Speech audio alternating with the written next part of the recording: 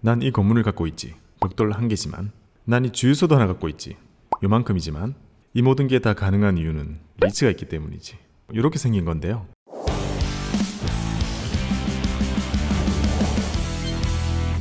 안녕하세요, 박구미입니다. 오늘은 2년 전에 올렸던 리츠 영상을 리뉴얼 해보겠습니다. 그 사이에 리츠 시장이 많이 커지기도 했고 새로 상장된 종목들도 많고 투자자들 사이에 존재감도 강해진 것 같습니다. 오늘 영상은 처음 보시는 분들을 위해 예전 영상의 내용을 최대한 살리면서 새로운 내용은 살을 더 붙여서 만들었습니다. 그럼 가실까요?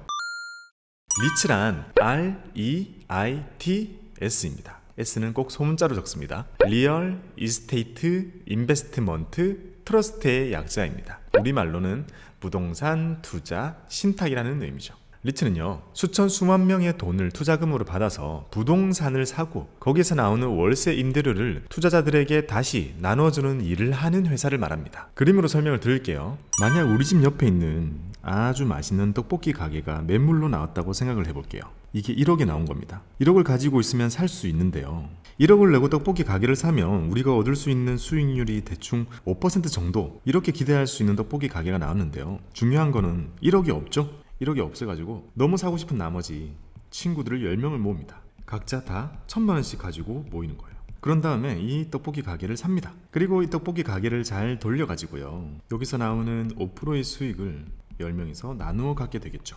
이렇게 해보니까 괜찮은 거죠. 왜냐면 1,000만 원으로는 어차피 부동산 투자 하기도 힘든데 할 수 있는 데다가 각자의 직업이 있고 각자의 생활을 하면서도 이렇게 배당만 거의 받아갈 수 있는 엄청 편한 방법인 거죠. 아주 만족하고 있는데 또 다른 떡볶이 가게가 나온 겁니다. 이제 떡볶이 가게는 잘 볼 줄 아는 경험치가 쌓여 있는 거죠. 이게 또 1억이 나왔습니다. 그리고 심지어 여기는 6%를 얻을 수 있다고 해요. 이걸 사고 싶은데 또 1억이 없죠. 그래서 또 새로운 10명을 모읍니다. 이들도 다 1,000만 원씩 가지고 와가지고 요거까지 매수를 하는 거죠. 자, 그러면 이제 이 투자자의 그룹은 20명이 되었고 여기서 나오는 수익과 여기서 나오는 수익 모두를 20명이서 나누어 가지게 되었죠. 괜찮죠? 새로운 가게를 편입하니까 수익률도 더 올라갔고 하나가 망해도 하나를 가지고 갈 수 있으니까 리스크 관리도 점점 되는 거죠. 근데 이걸 보고 소문이 돌아가지고요, 친구들이 이제 막 수십 명이 옵니다. 수십 명이 다들 돈 1,000만 원씩 가지고 와가지고 나도 껴줘 그거 회사 다니면서 배당만 얻을 수 있다며 부동산 살 수 있다며 하면서 너무 많은 사람들이 오는 거죠. 그러면 이제 고민이 들기 시작합니다. 여기서 받아오는 월세들도 내는 날짜도 다르고 세금도 다르고 금액도 다른데 이걸 다 모아가지고 이 많은 사람들에게 어떻게 그 다 뿌리지? 누군가는 그냥 하던 일을 관두고 나와가지고 이것만 해도 힘들 것 같죠. 아예 월급 받으면서 이 일만 해야 되겠죠. 그래서 회사를 하나 세우게 됩니다. 가운데 회사를 하나 만들고요, 요것만 하는 직원들을 이제 뽑게 되겠죠. 그러면 이제 이 회사는 여기 월세 받는 것들, 새로운 떡볶이 가게가 괜찮은 게 없는지 물색하는 일까지, 월세를 받으면 그걸 전부 다 가지고 있다가 정해진 날짜가 되면 1년에 2번씩 이 주주들에게 배당으로 계속 지급도 해주는 거죠. 중간에서 여기서 받는 배당의 90% 이상을 모두 이 주주들에게 배당을 하도록 합니다. 아주 심플하죠. 이렇게 되면 이제 이 회사의 이름을 곰희 떡볶이 리츠라고 짓게 되는 거죠. 이런 회사의 형태를 리츠라고 부르고요, 보통 담는 부동산의 종류에 따라서 리츠의 종류를 구분해서 부릅니다. 떡볶이 리츠라는 건 없고요, 오피스 리츠, 리테일 리츠, 물류 리츠, 데이터 센터 리츠, 더 나아가서는 카지노 리츠, 교도소 리츠, 이런 게 있습니다.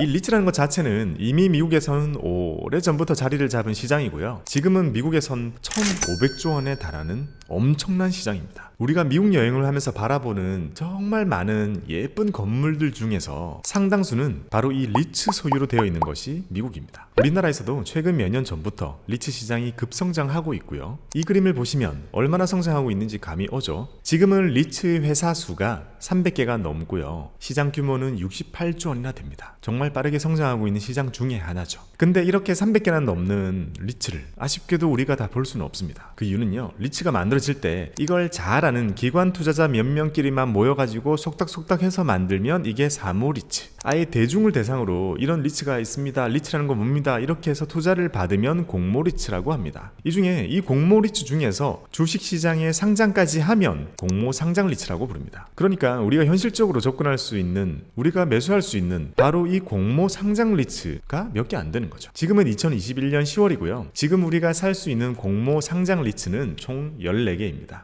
제가 작년에 리츠 소개할 때 5개였거든요. 많이 늘었네요. 공모 상장 리츠를 매수하는 방법은 아주 간단합니다. 왜냐하면 주식 매수하는 거랑 똑같기 때문이죠. 상장했다는 의미 자체가 주식시장에서 거래할 수 있도록 되어 있다는 뜻이니까 리츠 이름을 주식 검색창에 대고 이렇게 치기만 하면 나옵니다. 요렇게 주식이랑 똑같죠. 그럼 이런 리츠들은 투자 대상으로서 어떤 장점들이 있을까요? 첫 번째, 소액으로 부동산을 살 수 있다는 겁니다. 아까 앞에 예를 보시면 상가 1억짜리 3개를 30명이서 나누어서 투자금을 냈으니까 인당 1,000만 원꼴이죠. 그러니 인당 1,000만 원으로 부동산 투자를 할 수 있게 만들어 준 거죠. 아마도 리츠만이 소액으로 부동산 투자를 가능하게 하는 거의 유일한 방법일 겁니다. 부동산을 짓는 과정에 돈을 빌려주는 그런 채권 형태의 투자는 이미 있지만 리츠 투자는 순수한 의미로 내가 10,000원을 내고 진짜 10,000원어치의 부동산을 소유하게 되는 개념입니다. 에쿼티, 즉 지분 투자의 개념입니다. 이 표를 보시면 리츠 한 주의 가격이 거의 10,000원도 안 하죠. 주주들의 수가 그만큼 많으니까 10,000원도 안 하는 그런 투자금으로 이런 거대한 건물의 벽돌 하나를 살 수 있는 거죠. 리츠의 장점 두 번째, 월세를 배당으로 받을 수 있다는 겁니다. 경제는 왔다 갔다 하고 주식시장도 쉬지 않고 요동치지만 부동산의 월세 수익은 그것보다는 훨씬 안정적이죠. 그래서 많은 사람들이 건물주가 되고 싶어 하는 거고요. 리츠는 갖고 있는 부동산들에게서 나온 월세의 90% 이상을 주주들에게 배당하도록 되어 있습니다. 리츠 회사에 임직원들이 있고 사무실이 있을 거 아니에요. 이런 걸 유지하는 돈 빼고는 거의 다 주주들에게 배당을 주는 거죠. 왜냐하면 리츠의 존재 이유 자체가 배당을 주기 위해서 만들어진 회사니까요. 그래서 법적으로 90%가 아예 정해져 있습니다. 우리는 주식시장에서 이렇게 리츠를 콕 사는 것만으로 이 부동산들에게서 나오는 그 많은 월세 중에 내 몫만큼을 배당으로 받을 수 있습니다. 주식의 배당을 받는 것과 동일한 절차로 이 월세들을 받게 되는 거죠. 게다가 갖고 있는 부동산이 많아지면 그 부동산들마다 월세 내는 날짜도 다 다를 거고 금액도 다를 거고 세금도 내야 하잖아요. 그런 걸 리츠에서 싹 다 대신해 주니까 우리는 오롯이 월세 수익만 편하게 쏙 받아갈 수 있죠. 다만 아쉬운 점은 리츠가 받는 거는 월세지만 그걸 모았다가 우리한테는 보통 1년에 2번 정도로 배당으로 주거든요. 그래서 월세를 받는다는 느낌은 사실 느낄 수 없는 게 아쉬운 부분입니다. 왜냐하면 미국은 월배당 리츠도 있거든요. 리츠의 세 번째 장점은 예금보다 수익은 좋고 주식보다 마음은 편하다는 겁니다. 자, 이 표를 보시면 지금 상장되어 있는 리츠들이 배당을 얼마나 주는지를 제가 다 일일이 찾아서 정리를 해봤습니다. 리츠가 지금까지는 7% 이상의 평균 배당 수익률을 보여주고 있습니다. 당연히 주식시장이 좋을 때는 7%를 사람들이 만족하지 않죠. 하지만 7%면 괜찮지 않나요? 은행 금리는 낮아서 예금은 못하겠고 주식을 사려고 하니까 변동성이 너무 커서 부담스럽다 하면 그런 투자금들이 들어가기에 딱 좋은 7, 8% 정도의 배당 수익률을 보여주고 있습니다. 이게 리츠가 우리에게 가지는 가장 큰 의미라고 생각합니다. 주식과 예금 중간을 채워줄 수 있는 투자처인 거죠. 리츠는 단점도 많습니다. 리츠의 첫 번째 단점은 결국 주식이라는 겁니다. 부동산이라는 기초 자산이 있는 종목이라고 해도 결국 주식시장에서 거래가 되기 때문에 이걸 막상 사고 파는 사람들의 수많은 사연과 경제 상황, 금리 이런 것에 의해서 영향을 계속 받습니다. 바로바로 사고 팔 수 있는 장점이 이럴 때는 단점이 되는 거죠. 부동산이라는 건 어제와 오늘의 가격이 바뀌진 않았겠죠. 하지만 투자자의 마음은 어제와 오늘이 완전히 다르거든요. 리츠는 단기적으로는 주식시장의 영향을 더 많이 받고 장기적으로는 부동산 시장의 영향을 받는다고 얘기할 수 있습니다. 그러니까 단기적으로는 너무 어려운 거죠. 월세를 받기 위해서 리츠를 샀는데 갑자기 너무 많이 가격이 올라버리는 거예요. 그러면 평가 차익이 막 나 있으면 이걸 월세 받으려고 산 건데 가격이 오르면 이거 팔아줘야 되나? 이런 생각이 들고 또 어떤 사람은 5,000원을 주고 산 리츠를 뒤따라 7,000원을 주고 사면 이 두 사람의 배당 수익률이 완전히 달라지거든요. 그래서 내가 생각하는 정도의 배당 수익률을 맞추기 위해 내가 사야만 하는 그 가격대라는 걸 정해놓고 고민을 해야 한다는 것도 모두 주식이기 때문에 생기는 불편함들입니다. 리츠의 두 번째 단점은 결국 부동산이라는 겁니다. 부동산 고유의 리스크를 함께 가지고 있다는 것도 참 신경 쓰이는 부분인데요. 부동산이라는 건 우리 주주들의 자금 외에 대출을 활용해서 매수를 하죠. 그러면 만약에 앞으로 금리가 상승하면 그 대출 갚는 이자가 올라가니까 내가 받을 수 있는 배당 수익률이 줄어들 거 아닌가? 당연히 이런 것도 신경 쓰일 겁니다. 충분히 영향도 줄 거고요. 또 부동산이니까 해당 건물에 큰 균열이 생겼다거나 부동산 시장 자체가 막 굳었다거나 이런 다양한 걱정을 우리 주주들은 신경 써서 다 할 수가 없습니다. 주식시장 보는 것도 바쁜데 부동산까지 같이 걱정하기가 쉽지가 않은 거죠. 부동산 시장의 영향도 같이 받는다는 것이 두 번째 단점입니다. 리츠의 세 번째 단점은 누군가가 대신 해주는 투자라는 겁니다. 이게 장점인데 여기선 또 단점이라고 말씀드리고 싶어요. 리츠를 투자하고 오래 갖고 있다 보면요, 새로 건물을 담을 때는 유상증자를 보통 하거든요. 그럴 때는 유상증자를 할지 말지 내가 또 응해줘야 되고, 또 시간이 많이 지나면 가지고 있던 건물을 매각을 해서 수익을 내기도 합니다. 그리고 그 돈으로 또 새로운 건물을 담기도 하죠. 근데 우리는 보통 아파트 주택시장 말고는 이런 오피스 시장 이런 거에 대해서는 사실 알기가 어렵죠. 호텔이라든지 오피스, 물류창고, 주유소 등등 리츠들이 주로 담는 이런 자산들은 우리가 잘 모르는 것이 많기 때문에 리츠를 믿고 가는 부분이 상당히 큽니다. 그래서 현실적으로 개인 투자자가 리츠를 투자할 때도 그 부동산 시장에 대해서 공부하기는 사실상 힘들기 때문에 그 리츠와 세입자들 간의 관계, 그리고 그들의 계약 관계, 이런 걸 잘 살피는 수밖에 없는 거죠. 예를 들면 임차인들이 10년 동안은 안 나가고 쓰겠다고 계약이 되어 있다거나, 아니면 해마다 임대료를 몇 프로씩 올리도록 계약이 되어 있다거나, 또는 임차인이 월세를 못 낼 상황이 되면 그 모기업에서 대신 내주도록 보증이 되어 있다거나, 이런 건 우리도 충분히 검토할 수 있는 것들이잖아요. 그러니까 이런 것들을 봐줘야 됩니다. 계약상 외의 시장에 대해서는 우리가 알기 힘들다는 것이 단점입니다.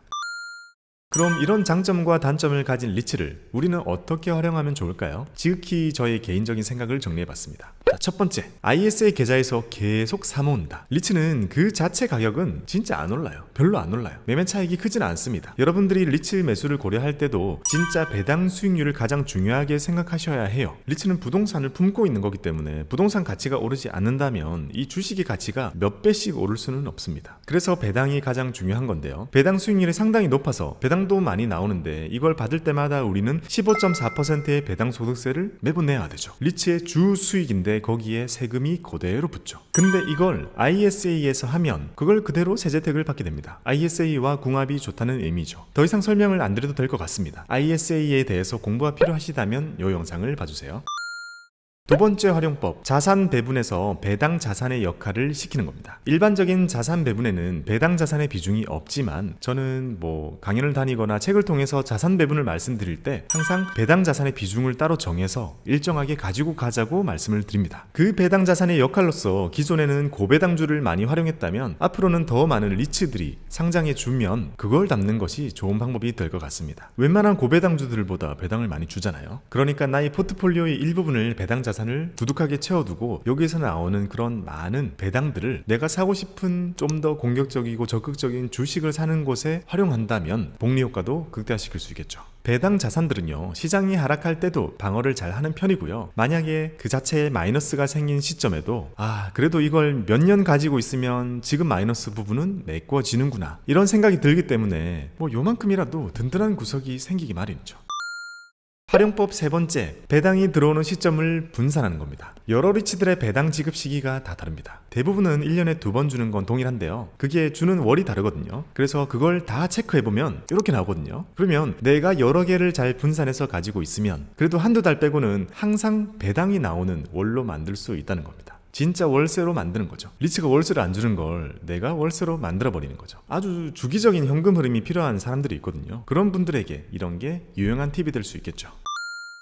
그럼 이런 리츠들이 어떤 부동산을 품고 있는지를 정말 간략하게 소개해드리겠습니다. 당연히 실제 매수를 고려하신다면 해당 사이트에 들어가서 훨씬 면밀하게 살펴보셔야 할 거고요. 저는 겉핥기로 알려드리는 겁니다. 신한 알파 리츠는 대표적인 오피스 리츠입니다. 판교의 크래프톤 타워, 용산의 더 프라임 타워, 남산의 트윈시티, 신한 L 타워, 삼성화재 역삼 빌딩, 이런 큰 오피스 빌딩이 들어있고요. 롯데 리츠는 리테일 리츠이기 때문에 롯데 백화점, 롯데 마트, 롯데 아울렛, 이런 게 들어있는 건물들이 들어있습니다. NH 프라임 리츠는 이름 그대로 프라임급의 정말 초대형 오피스 빌딩에 지분을 사는 재간접 리츠입니다. 진짜 큰 거 있잖아요. 서울역 앞에 있는 서울스퀘어, 강남역에 있는 삼성의 서초사옥, 잠실에 있는 삼성 SDS 타워, 이런 것들에 지분이 들어있습니다. 이지스 밸류 플러스 리츠는 건물이 2개 들어있습니다. 태평로 빌딩이랑 여주 쿠팡 물류센터가 들어있습니다. 여긴 오피스만 담거나 물류만 담는 그런 리츠가 아니라 좋아 보이는 건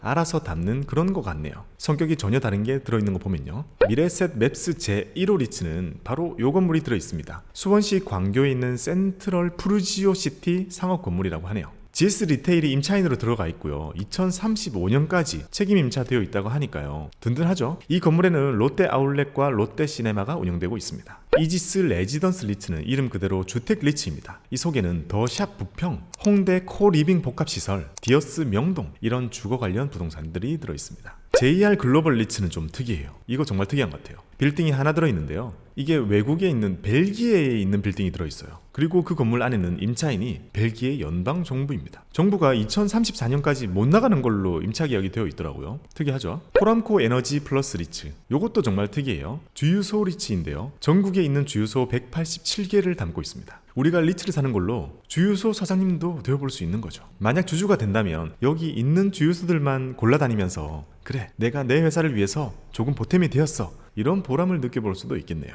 ESR 캔달 스퀘어 리츠, 이건 참 요즘 시대에 걸맞는 물류 리츠입니다. 여기 안에는 부천, 고양, 용인, 이천 이런 곳에 있는 물류센터들을 담고 있습니다. 비대면 시대가 되고 나서 물류량이 증가하면서 그 기대에 맞춰 나온 리츠라고 할 수 있겠네요. 마지막으로 D&D 플랫폼 리츠, 좋은 건물은 종류를 따지지 않고 담는 멀티섹터 리츠고요. 지금은 이렇게 오피스랑 물류 건물들이 들어있습니다. 우리나라에 상장되어 있는 공모 리츠들이 몇 개 있지도 않고, 그리고 아직 부동산 건물들이 많이 담겨있지 않아가지고요. 이 홈페이지 들어가서 보면 내가 사는 건물이 어떤 것들인지 바로바로 볼 수 있죠. 잠깐, 영상을 다 찍고 나니까요, SK 리츠가 빠졌더라고요. 그래서 뒤늦게 추가를 했습니다. SK 리츠는 종로에 있는 그 SK 빌딩 서린 빌딩이랑 SK 주유소 116개가 들어있습니다. SK라는 우량한 기업이 책임 임차하고 있으니까 참 맘 편할 것 같기도 하고요. 무엇보다 우리나라 리츠들 중에 최초로 분기 배당을 해준다고 하니까 관심을 가져볼 만하네요.